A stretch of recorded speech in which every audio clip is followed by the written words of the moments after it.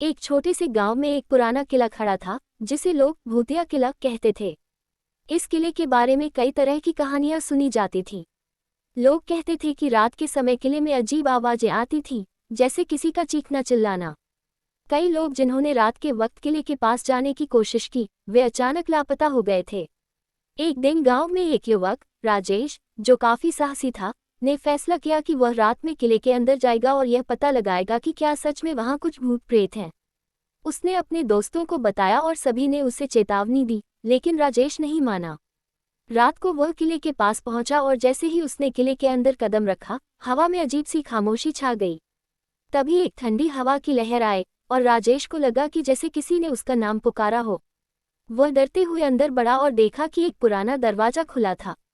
जैसे ही उसने उस दरवाजे के अंदर कदम रखा, अचानक दरवाजा बंद हो गया।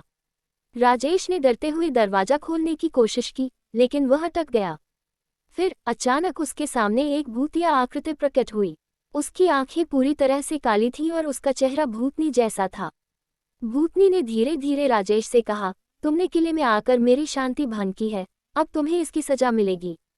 राजेश के पैरों तले जमीन खिसक गई, लेकिन उसने हिम्मत जुटाई और कहा, तुम कौन हो और मुझे क्यों सजा दे रहे हो?